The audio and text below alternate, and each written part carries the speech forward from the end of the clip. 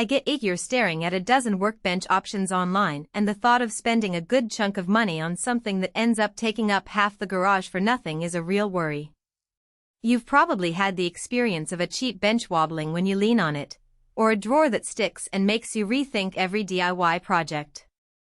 That hesitation is exactly why I wanted to dig into the Husky 52-inch mobile workbench before I hit buy. Link is in the description if you want to check the product details on Amazon.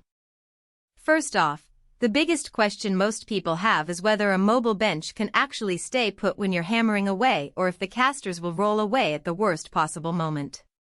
This Husky model comes with 52-inch casters that lock in place, so you get the freedom to roll it around the shop and the stability you need once you lock the wheels.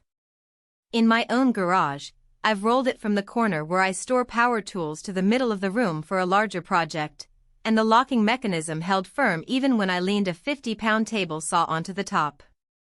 If you're the type who needs a lot of drawer space for fasteners, hand tools, and little parts, the 9 drawers are the real draw.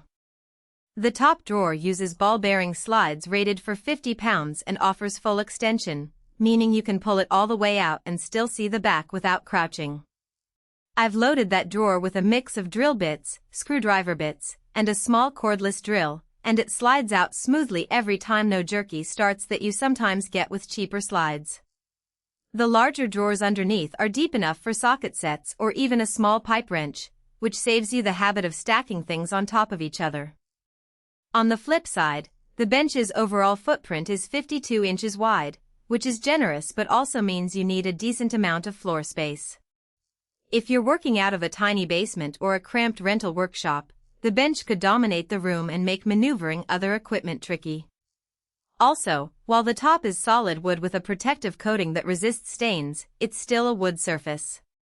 That means if you regularly work with oily chemicals or wet paint, you'll want to lay a sheet of MDF or a rubber mat on top to avoid any potential staining over time. Who should definitely consider this bench? Hobbyist woodworkers who need a sturdy surface and a place to organize a growing collection of bits and accessories will find the combination of mobile casters, lock-and wheels, and spacious drawers a real productivity boost. Small contractors who move between job sites and need a bench that can be wheeled into a truck or a trailer will also appreciate the push handle and the fact that the whole unit rolls on fairly robust casters. If you're setting up a dedicated workshop with a permanent bench, you might be better off with a stationary model that offers a heavier steel frame, but for most DIYers who want flexibility, Husky hits the sweet spot. Who might skip it? If you're looking for a bench that can take the full weight of a large stationary table saw or a heavy metal lathe, the 52-inch Husky isn't built for that kind of load. Its top is strong enough for typical hand tool work, but it's not a substitute for a reinforced steel bench top that can hold several hundred pounds. Similarly, if you need an integrated power strip, built-in lighting, or a dedicated tool chest with lockable compartments, you'll have to add aftermarket accessories, which can add to the overall cost. One practical strength that often goes unnoticed is the way the drawers align.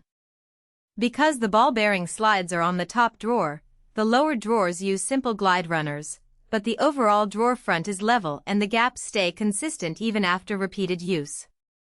In my experience, that means you can push a small toolbox into the top drawer without worrying about it catching on a misaligned rail.